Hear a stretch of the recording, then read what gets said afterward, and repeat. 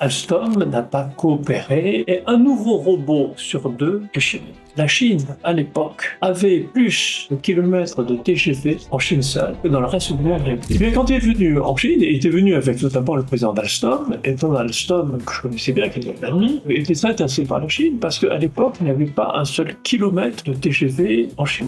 Ok. Et donc, il était intéressé par coopérer avec les Chinois, et on avait discuté de la façon dont cela pouvait se faire. Finalement, ça n'a pas marché, donc les conditions n'ont pas été acceptées par les Chinois, et Alstom n'a pas coopéré, très peu coopéré en tout cas avec la Chine, pour la fabrication de TGV.